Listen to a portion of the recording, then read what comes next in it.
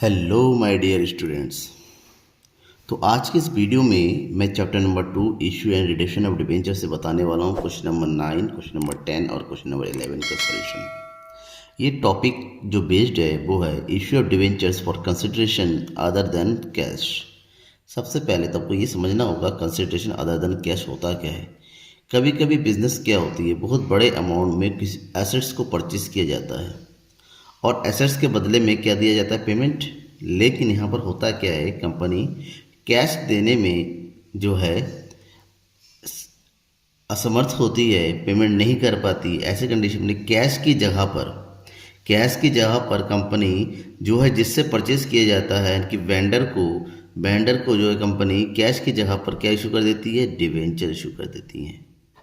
ठीक है। और ये डिवेंचर ठीक वैसा ही होता है जैसे नॉर्मल पब्लिक को इशू किया जाता है। तो कैश की जगह पर डिवेंचर इशू किया जाना, ठीक है ना, किसके पेमेंट के लिए, एसेट्स की वैल्यू को पेमेंट करने के लिए, तो उसे बोला जाता है कंसिडरेशन अदर देन कैश। जितना एसेट्स होता है, जिसके एसेट्स की वैल्यू होती है उतना ही हमेशा वेंडर को मिलता है। ठीक है ना। और ये डिवेंचर जो इशू किया जाता है डिस्काउंट में भी हो सकता है, प्रीमियम भी हो सकता है, एट पार में भी हो सकता है, अलग अलग कंडीशन है। तो अलग अलग कंडीशन को क्वेश्चन को सॉल्व करते बताते हैं। सबसे पहले हम क्वेश्चन बताएंगे, क्वेश्चन नंबर 9 आज की वीडियो में। क्वेश्चन नंबर 9 देखिए क्या कह रहा है।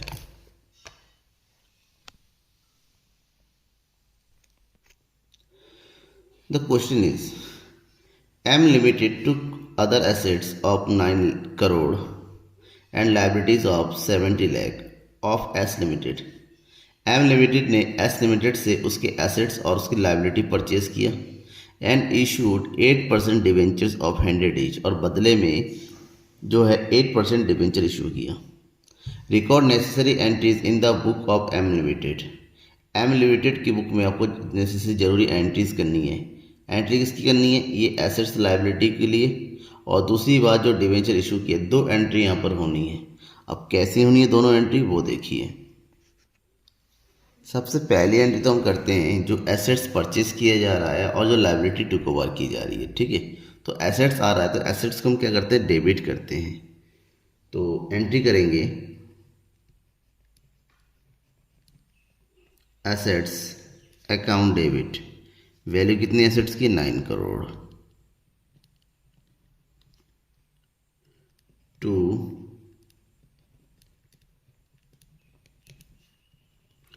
लायबिलिटीज अकाउंट, लायबिलिटी कितना है, 70 लाख।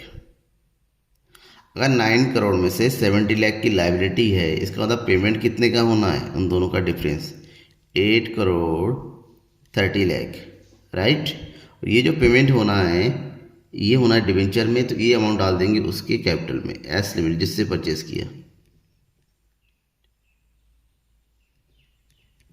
ठीक है, टू एस लिमिटेड अकाउंट। अब इसका नरेशन लिख देंगे। नरेशन क्या लिखेंगे,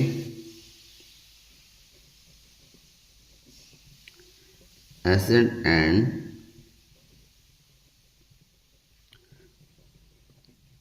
liabilities to cover from S limited. अब एस लिमिटेड को जो 8 करोड़ 30 लाख रुपीस का पेमेंट होना है, वो पेमेंट की जगह पर डिवेंचर इशू किया जाना है। और एक डिवेंचर की कीमत कितनी है, 10 रुपीज़। इसका मतलब टोटल ऑफ डिवेंचर्स कितना इशू होगा, 8,30,000। ठीक है। तो हम इशू करेंगे, डिवेंचर इशू करने की एंट्री होगी, किसको इशू करें, एस लिमिटेड को। तो S limited account debit 8 crore 30 lakh to, देखिए जिससे परचेज किया जा रहा है, जिसको पेमेंट करना, उसके अकाउंट में हमेशा फुल वैल्यू जा रहा है, उतना ही वैल्यू जाएगा जितना उसका एसेट्स की वैल्यू बनता है, या फिर जितने में उसको परचेज किया जा रहा है उतना उससे कम जाएगा ना उससे ज़्यादा जाएगा। सारा का सारा अमाउंट ट्रांसफ़र करना है आपको डिवेंचर में, क्योंकि डिवेंचर इशू किया जा रहा है। ठीक है ना। तो ये हो गया 8% डिवेंचर्स अकाउंट 8 करोड़ 30 लाख। ठीक है। क्योंकि 8 करोड़ 30 लाख है, एक डिवेंचर की कीमत कितनी है, 100 रुपये, 100 से डिवाइड करेंगे, ये आ जाएगा 8,30,000। 8%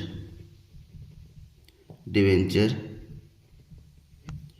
issued to S Limited as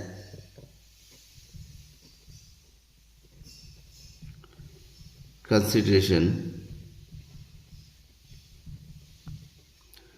other than cash. ये कंप्लीट हो गया इसकी एंट्री, क्वेश्चन नंबर 9। अब क्वेश्चन नंबर 10 भी पढ़ लेते हैं। क्वेश्चन नंबर 10 देखिए क्या लिखा हुआ है। B limited purchase assets of book value of 4 lakh and to cover the liability of 50,000 from Mohan bros. B limited ने मोहन ब्रोस से 4 लाख रुपीज़ का एसेट्स, ठीक है, और 50,000 रुपीज़ का लाइबिलिटी टू कवर किया है। It was agreed that the purchase consideration settled at 3,80,000 be paid by issuing debenture of ₹100 each।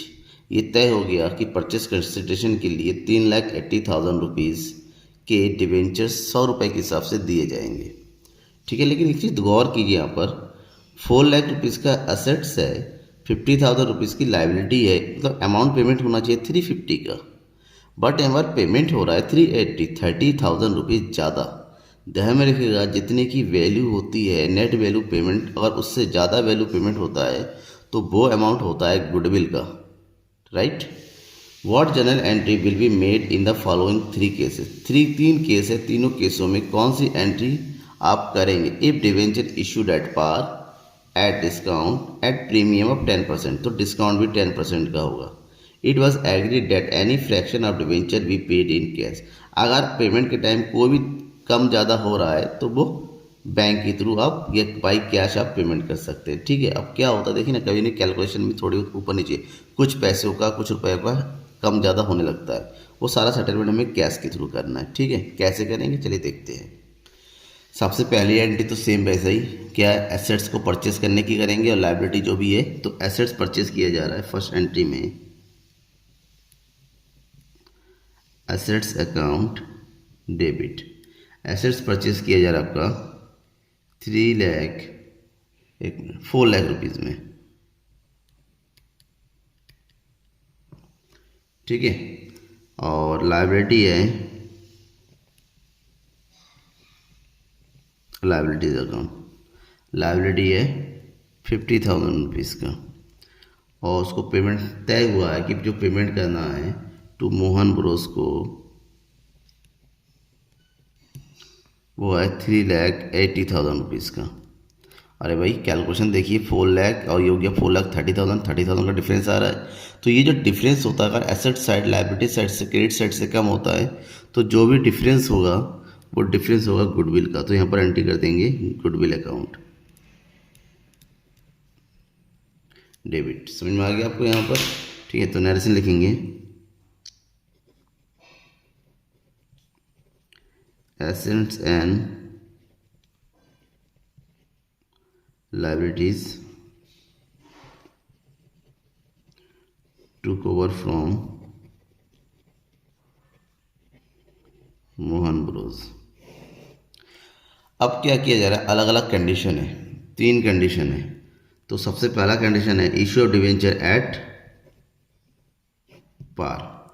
Eight par, par में डिवेंचर इशू किया, जब पार में डिवेंचर इशू किया रहा है, ध्यान में रखिएगा आपको, सबसे पहले आपको कितने डिवेंचर इशू किया है, एक डिवेंचर की कीमत 100 रुपये, 100 रुपये में इशू किया जा रहा है। तो टोटल नंबर ऑफ डिवेंचर कितना आ जाएगा, 3,80,000 का पेमेंट हो रहा है डिवाइडेड बाई 100, तो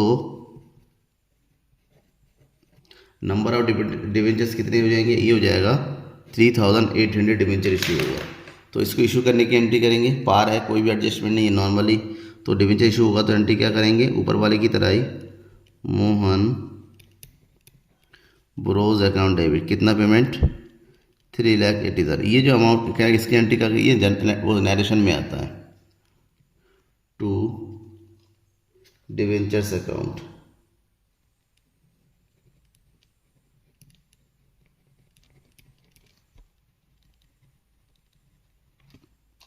ठीक है। Narration 3,800 debentures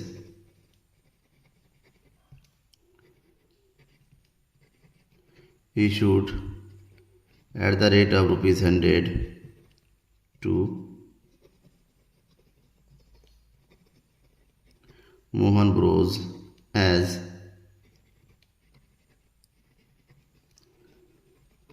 consideration other than cash. ठीक है ना, ये पहला केस हो गया। आगे की केस देखते हैं। सेकंड केस, डिवेंचर इशू किया है परचेज कंसिडरेशन में 10% डिस्काउंट में। टोटल अमाउंट कितना पेमेंट करना है? 3,80,000। 10% का डिस्काउंट है तो इसका मतलब 100 माइनस 10 तो कितना हो जाएगा? 90 रुपीज़। और 90 रुपीज़ के हिसाब से अगर ये इशू किया जाए तो नंबर ऑफ डिवेंचर लगभग कितना आ जाएगा? 4,222। ठीक है ना, इतने डिवेंचर इशू होने हैं। तो इतने डिवेंचर इशू होना है तो कैसे इशू होना है वो देखिए। ठीक है, सबसे पहले तो जिसको जितना अमाउंट दिया जाना है तो फुल दिया जाना है। ठीक है, तो ये हो जाएगा मोहन ब्रोज अकाउंट डेबिट। इसके अकाउंट में तो पूरा 3,80,000 पूरा आ जाना है। लेकिन जो डिस्काउंट होता है 10 रुपीज़ का वो हमेशा डेबिट होगा, क्योंकि डिस्काउंट डेबिट होता है नॉर्मली। तो इसकी एंट्री कर देंगे discount on issue of debenture account debit. कितने का डिस्काउंट है? 10 रुपीज़ का। तो 4,222 को 10 से मल्टीप्लाई कर देंगे तो ये आ जाएगा 42,220 रुपीज़। ठीक है, टू डिवेंचर्स अकाउंट 4,22,100 से मल्टीप्लाई कर देंगे तो कितना आ जाएगा यहाँ पर? 4,22,200। अब देखिए कुछ वेरिएशन आ रहा है। कितने रुपीज़ का वेरिएशन आ रहा है? 20 रुपीज़ का। अभी क्वेश्चन में कहा था जो भी वेरिएशन होता है उसको पेमेंट करना है बैंक कैश से। तो ये जो पेमेंट आ रहा है 20 रुपीज़ का वेरिएशन आ रहा है, इस 20 को बैंक के थ्रू पेमेंट कर दो। किसको? मोहन को, टू बैंक अकाउंट। ठीक है, ये कंप्लीट हो गया। तो नरेशन लिखेंगे 4,022 debentures of ₹100 at 10% discount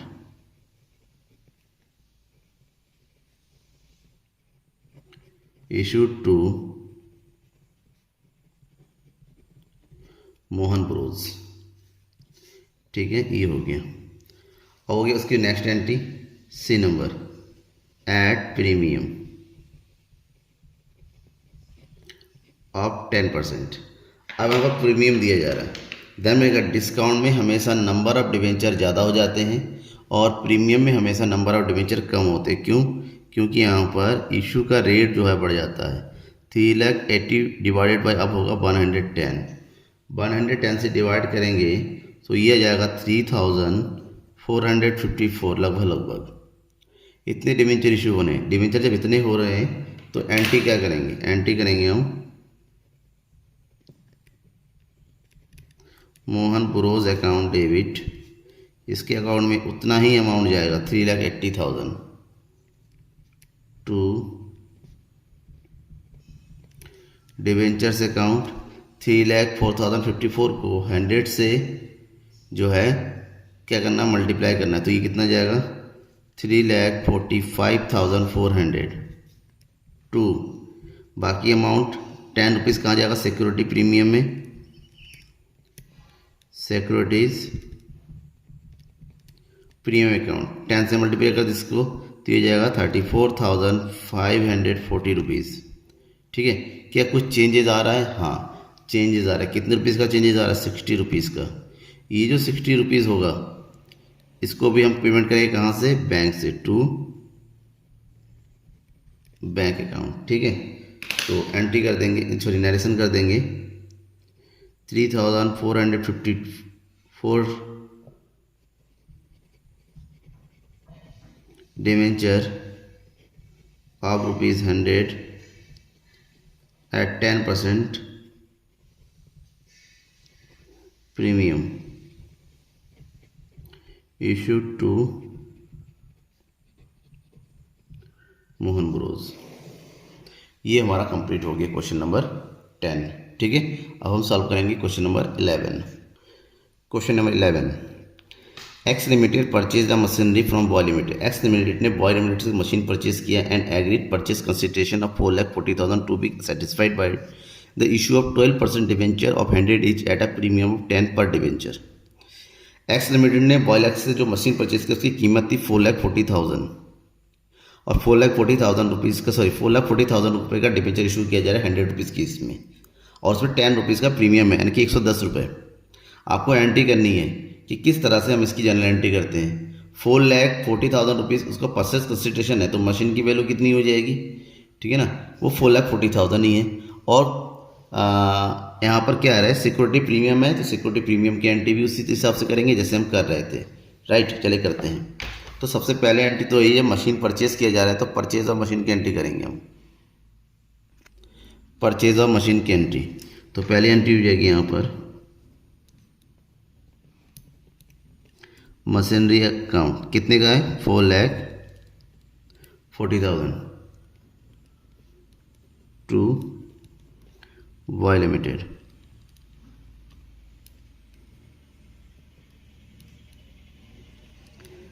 machinery purchase from Y limited, ये होगी कंप्लीट। अब मशीनरी जब वाई लिमिटेड से परचेज किया, अब उसके कह रहा है 4,40,000 रुपीज़ का पेमेंट किया जा रहा है बाई डिबेंचर इशू करके, तो ये हो जाएगा वाई लिमिटेड अकाउंट डेबिट 4,40,000 और डिबेंचर इशू किया जा रहा है 4,40,000 रुपीज़ का। एक डिबेंचर की कीमत कितने, 100 और 10 रुपीज़ का डिबेंचर 110, तो कितना जाएगा, 0 से 0 कट गया, ये हो गया कितना, 4,000 डिबेंचर इशू हो रहा है। तो 4,000 जब हो रहा है तो ये जब उसका मतलब हो गया 12% डिबेंचर्स अकाउंट। 4,000 को 100 से मल्टीप्लाई करेंगे, कितना जाएगा, 4 लाख। तो बाकी पैसा कहाँ जाएगा, सिक्योरिटी प्रीमियम में।